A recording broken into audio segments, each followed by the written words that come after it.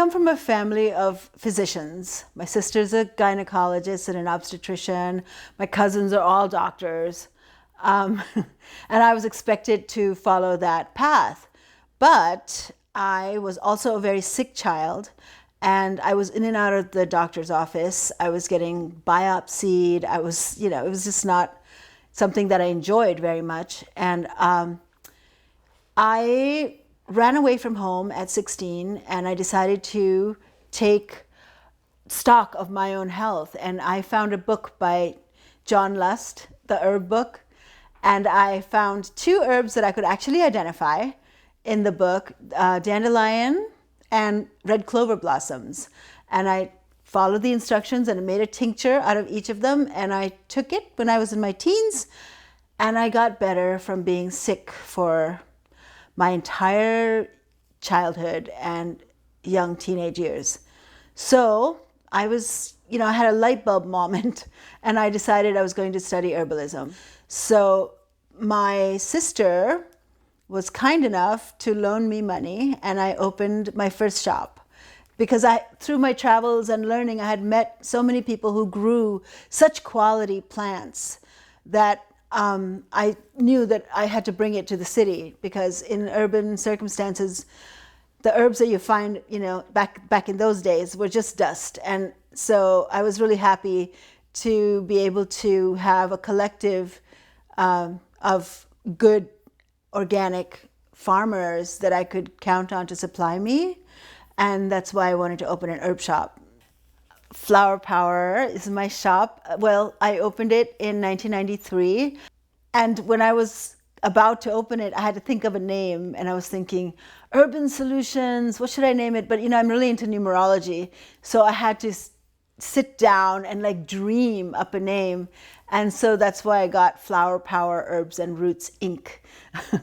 And I truly believe that plant medicine is flower power. So it was a perfect name. Yeah, we've been in Manhattan on 9th Street for 29 years. And this shop in Piermont, we got the building in 2018, and it's an old building, so we had to gut it, literally. And it took a year, but I got to design it just the way I wanted. So in the back, we have the formulary.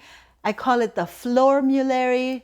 We have a tiny little garden, we have a deck, but the shop is just, bigger, and the middle counter, we designed it to be able to move. It's on wheels, so we can house big classes here and rituals and things like that.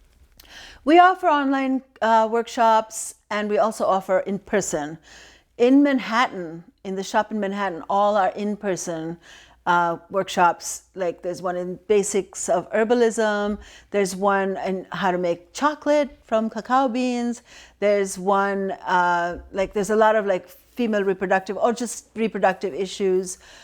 We have various topics that come up. And then we have a moon circle every month. The part is that, a lot of the merchandise, the shea butter or the salves or the tinctures are made by people who are flower power people, like local neighbors or people who work in my shop who are apprentices. And also, I make a lot of products. I make a ton of tinctures, a ton of blends. I make all the salves. I make bath bombs, bath salts, all sorts of tonics and elixirs. My flower waters, the ones that I make, are a blend of essential oils in distilled water and with, of course, alcohol. And I make my flower waters on specific dates according to astrology. If there's a major, wonderful event happening, I'll make a new something. That's why sometimes we're out of some things, because it's just not the right astrological time to make it. We're really proud to support regenerative organic farming, because it's the way to remediate this carbon problem, and regenerative farming actually sequesters carbon. So I'm so happy that more and more farms are becoming regenerative organic certified. I just visited Oregon, where we buy a lot of our herbs from. And I went to this beautiful regenerative organic farm, actually 2 of them. And Matt, the farm manager, like literally took us out and showed us the soil. And regenerative soil is just like so rich in organisms, mycelia, bugs, they were just, life was going on underground, and above ground these lush plants were growing, and amongst those plants there was so much life. There was so many dragonflies and butterflies and bees.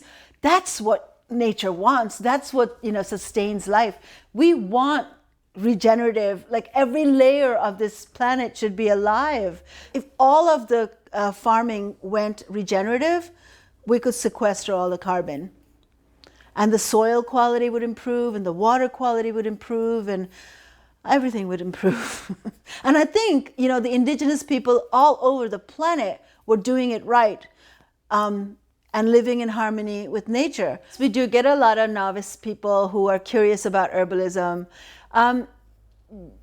Herbalism is such an ancient worldly. Every culture has an herbal tradition. So if they think back to their grandmother, they probably, or even if think about ethnic food, they're basically food is medicine, and herbalism is herbal medicine, but it's mostly food. So we just we'll tell the novices just to incorporate something simple like a tea or an infusion in their lives, and then see how I'm sure they'll witness an effect. So we just would tell people what we would do, and hopefully they'll take it upon themselves to be in charge of their own health and experiment. Nothing we sell is toxic. It's only going to be good for you. Real healing comes when you take the driver's seat. You look at say a disease, and you look at it not as, oh no, what do I have this? You look at it like, oh my God, I have an opportunity to learn how to grow through this, because everybody's going to die. But how are we going to live is the question. And like often diseases and illnesses offer us an opportunity to learn about ourselves. How did we manifest this? And how can I grow through this? And it can become an agent for more understanding, more gracious living, rather than a bad thing. So I always think as illness is usually there to teach you something. Everything, all experiences are here to teach us something.